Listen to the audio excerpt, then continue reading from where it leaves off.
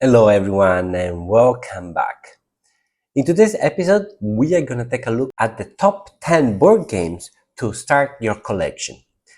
You just try some new game at some friend's place, or you may be watching my videos or other people's videos, and you say, "Oh, board games look fun," and you want to start this collection. You want to enter the hobby. Well, if you go to a board game store, so you just Google on Amazon, you have thousands of games. Which one should you pick?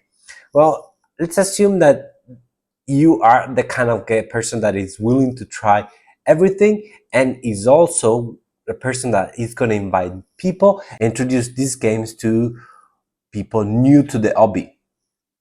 So I'm gonna pick games or lots of variety. You're gonna have party games, you're gonna have card games to satisfy many different tastes and for you to discover different style of playing a different genre of games.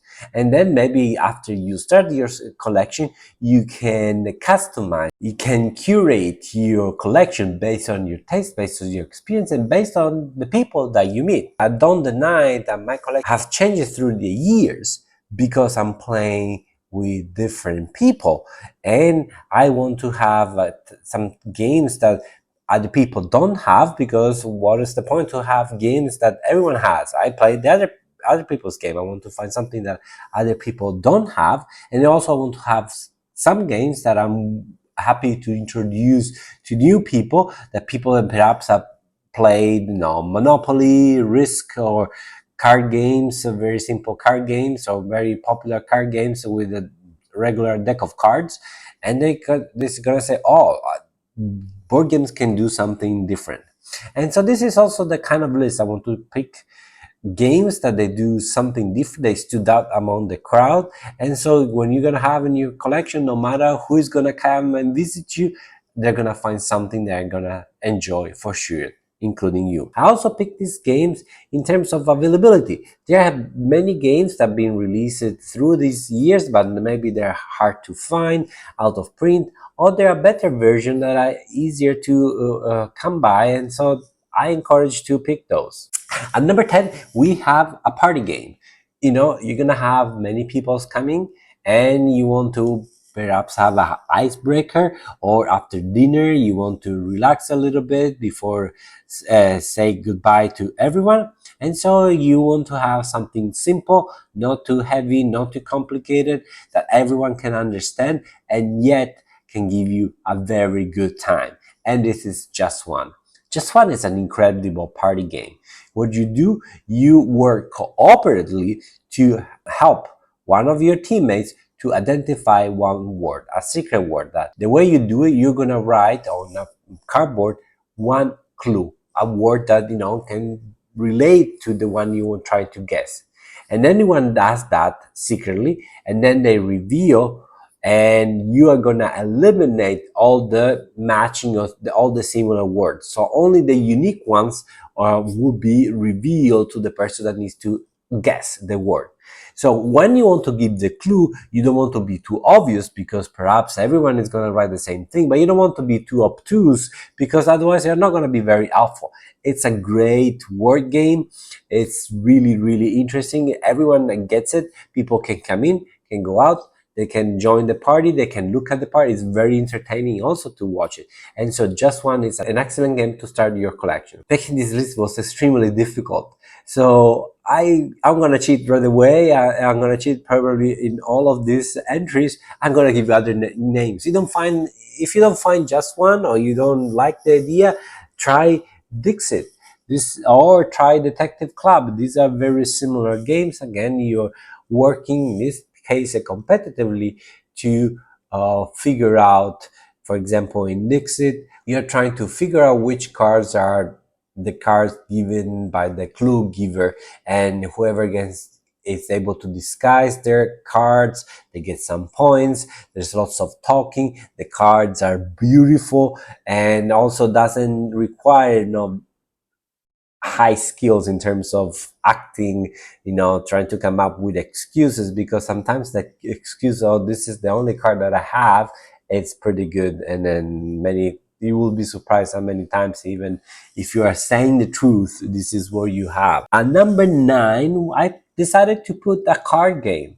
There are lots of card games, and card games have been here for centuries. And so if you have people that have only experienced games with a regular poker deck, perhaps you want to introduce them Scout. Scout is a trick-taking shedding game where has an interesting twist.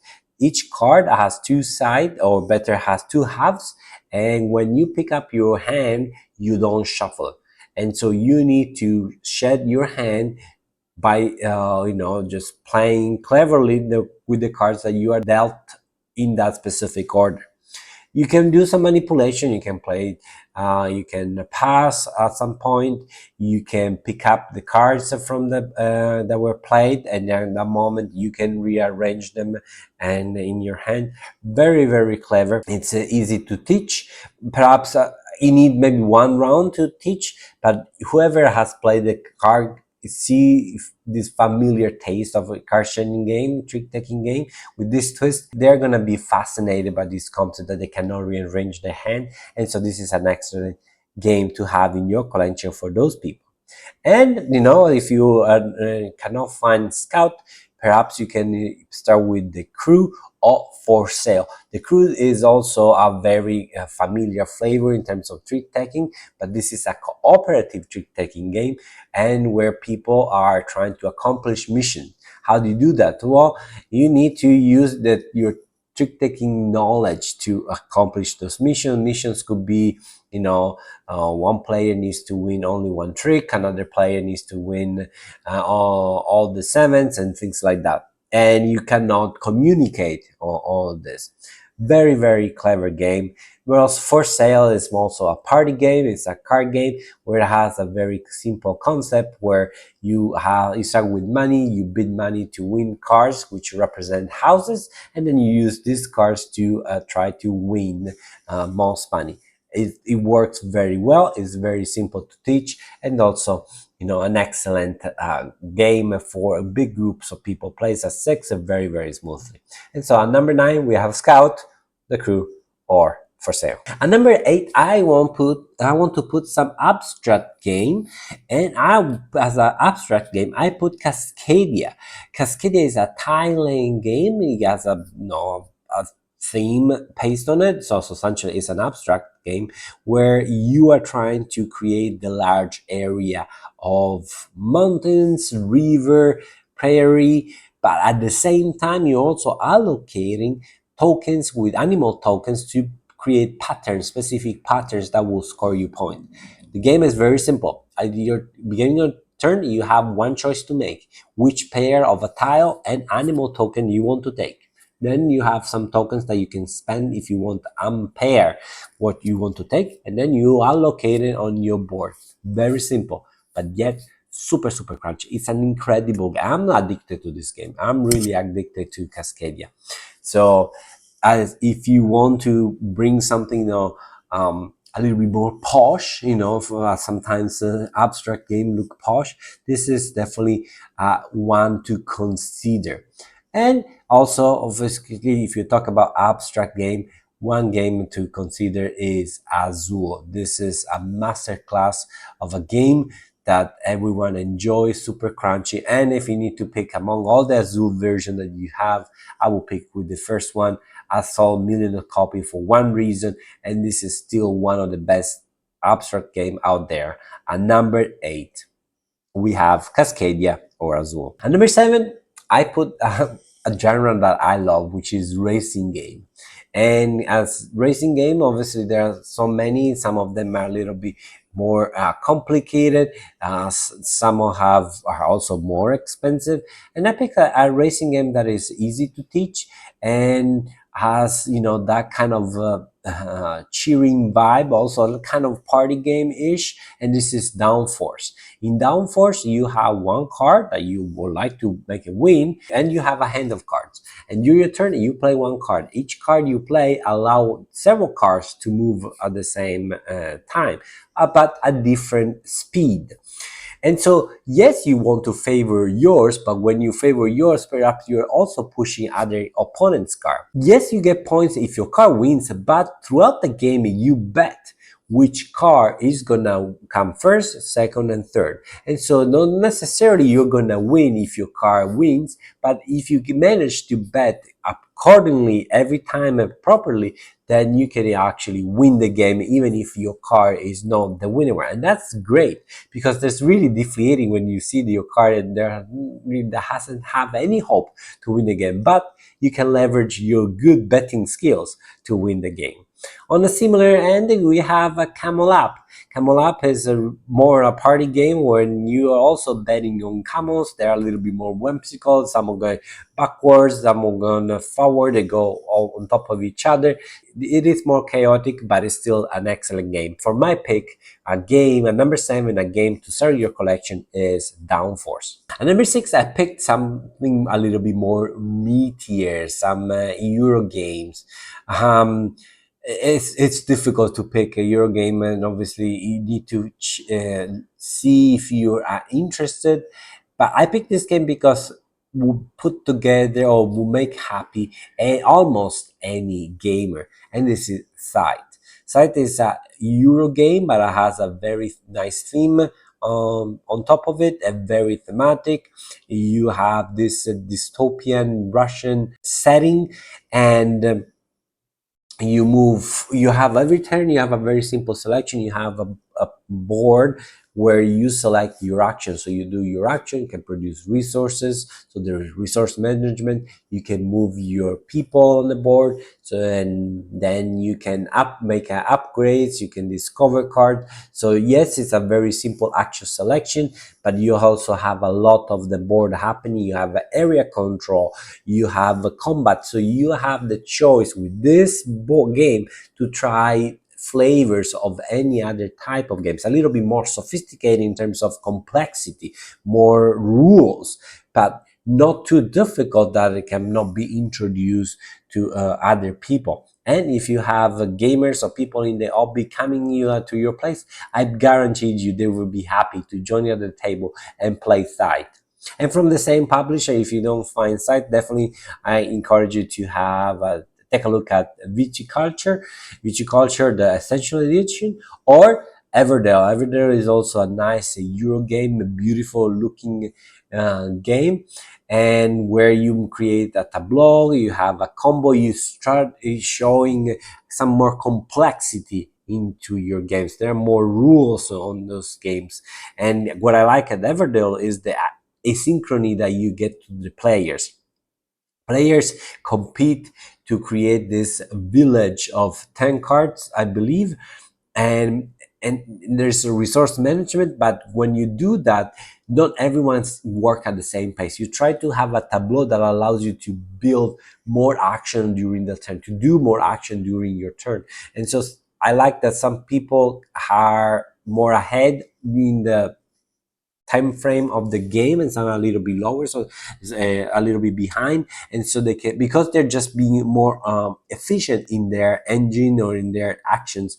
And then I really like that. And I like, if you are starting a new collection, if you're introducing games to new people, you start to introduce these new concepts that are really fascinating, at least to me. At number 5, I picked a logic game, but also with a little bit of mystery, whodunit type of a game. And this is Chronologic. If you like Clue, this is the step up. This is the bigger version of Clue.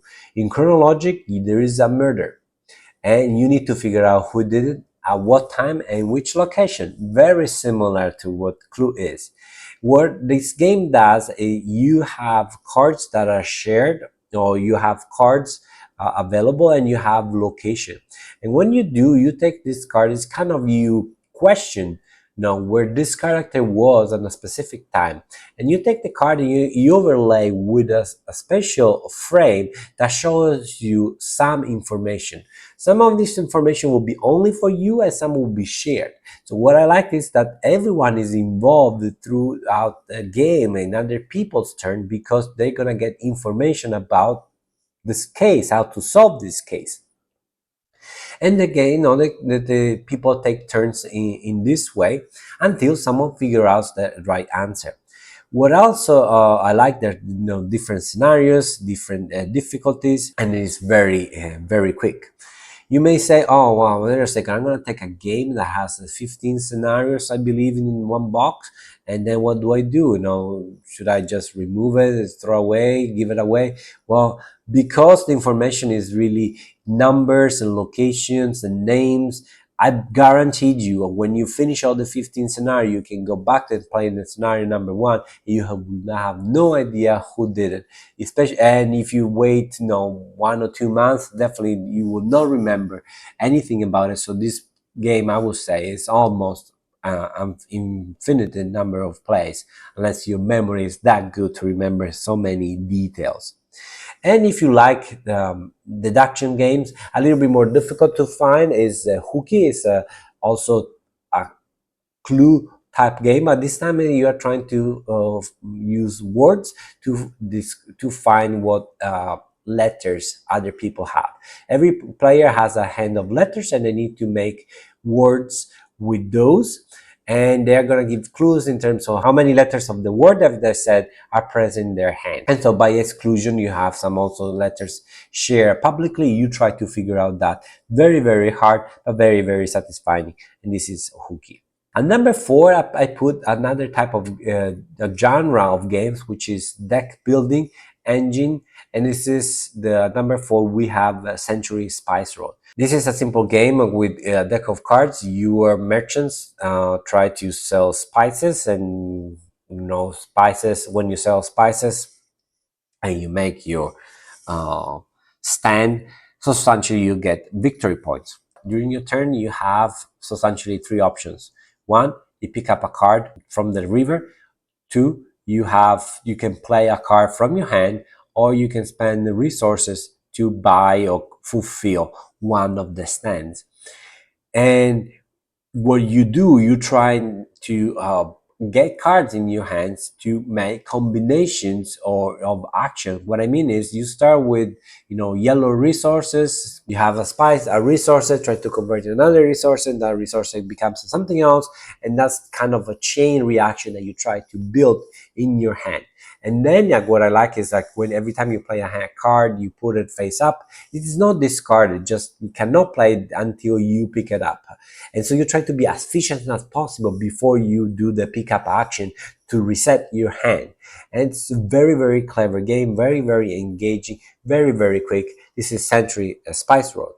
And to stay in the realm of deck building, yes, there is Dominion. This is a master class in deck building, but honestly, I don't really like the look of Dominion. A little bit outdated, I feel, at this point. I would suggest take Delve Merchants. This is a race to create 7 stands in front of you. With deck building, you have many different decks. You have lots of variety in terms of interaction between the players.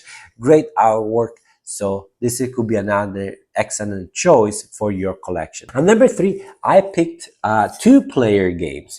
Sometimes you have only one person to play with, maybe your partner, maybe your friend that came and visits you. And so I will suggest to try Sky Team. It's a 2-player cooperative game with hidden information, or limited communication. You two guys are trying to land a plane safely.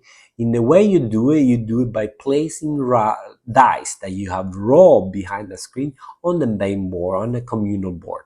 There are some limitation how you can place the dice, how many times you can re-roll the dice, and such and such.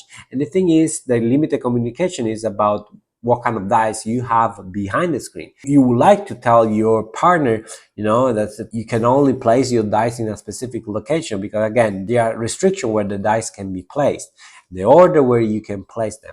And so it's all about understanding and reading in terms of, if Samantha is placing that die there, why is she doing this before something else. So perhaps she has this, or perhaps she's forced to do that because of the dice that she has rolled. So you have all this visualization that you have based on the action that the player does. Excellent, excellent two-player game. One of my favorite two-player game, otherwise it can also be Lost City. This is a card game where you simply try to score the most points by placing card in ascending order. During your turn, either you draw a card or you pick a card from the discard pile, and then you need to either, after you pick up a card, you needed to play it or discard a card. And there's this great tension that this designer and Knizia managed to do. You want to do everything, but you cannot do everything. And discarding may help your opponent. And there's also the push your luck, because you have the big numbers, but you're missing that. For example, the 7, you have 8, 9, and you say, oh, I wish I had the 7. Should I wait a little bit longer? But if the deck runs out, the time is over, and you need to finish the color you started, because if you don't have a color long enough, you actually score negative points. Excellent, excellent game, Lost City. And number 2, I put a game that I sold millions of copies because definitely people like it, and I think it's an excellent introductory game to tableau building and also multiplayer solitaire, that some people enjoy. Personally, I'm not a big fan, but I recognize these games do something very neat. This is not really a cheat. I'm mentioning Wingspan or Finspan. This is the most recent one. I have not played this one, but I heard that it's definitely a better introductory game than the Wingspan. It's more polished. There are more smoother mechanics for someone that needs to be introduced to this game. What you do, you place birds or fish on your board, and these are activate every time you do something on the row or column. They have special power. They also activate and give you boons when other people play similar fish. So it's really, really interesting. You're also very focused when other people play, but definitely there's not much competition in terms of getting resources. Occupying the board is something that you do by yourself. The feeling of building up your engine and be clever or faster than anyone else to develop more resources and eventually score the most points. And number 2, either Wingspan or Finspan, whatever theme pictures you like the most. And at number 1, I think this is a game that should be in your collection. This is the game that many people have started their collection with, and it's that deserve to be that. And this is Ticket to Ride. Pick whatever you like. Ticket to Ride Europe, Ticket to Ride America, doesn't matter. Whatever Ticket to Ride you get is a solid game for everyone. Yes, there might be people in the hobby that now think they're not really interested in playing with Ticket to Ride, but everyone recognize how big impacted the industry, how big the hobby is today because of Ticket to Ride. What is Ticket to Ride? Ticket to Ride is really rummy on a board.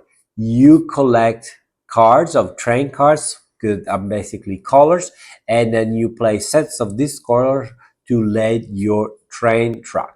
And what you're trying to do is accomplish tickets that were given to you at the beginning of the game. Connect this city to that city for scoring this amount of points. And so that's what you're going to do. You're going to put tracks on the board. They will also score you points. You will score more points if you connect your cities that were given in the tickets. But not all there's going to be competition between the players, because there are some rows, some connection are allowed only one player to connect those cities. So you want to be quick, not only to fulfill your tickets, but perhaps also to be a little bit mean and avoid that Robert completes his own tickets, or to obstruct Robert to reach that city that you really, really want. It's an excellent game. It plays well with any number of players from 2 to 5. This is a highly recommended. And number 1, Ticket to Ride. And here you have it, all the top 10 games to start your collection. What do you think about my collection? Yes, probably the thing most striking in this collection or in this list is that there's not cooperative game. I thought about it. I did want to include a cooperative game, but it's not a genre that I think is good to start a collection. Cooperative games sometimes are fragile because there's the problem that, or what is called the alpha gamer. So someone basically quarterbacking the game, saying, "Oh, you should do this. This is more convenient. You shouldn't do that." And this happens because usually the person that teaches the game knows better, and maybe not people that for the first time they don't really know what to do. I always found cooperative game a little bit more difficult to teach and to play with new players. As a matter of fact, there are not many cooperative games in my collection. But if I need to mention, so perhaps let's call it that honorable mention at cooperative game that I highly recommend it is Pandemic. It's simple as that. I sold also millions of copies. It's easy to find because of how solid this game is. There are many other cooperative games of all kinds of sorts, but definitely is something that is better that for you to explore or your own with time. Maybe try it with at the library, try it at the board game cafe convention to see a little bit more what is the cooperative game that is good for you and for your friends, for your group of friends. And so perhaps now it's time to wrap up. Thank you very much. Don't forget to like, subscribe, share this video. You know the drill. This is not your first YouTube video. Am I right? Thank you very much and see you next time.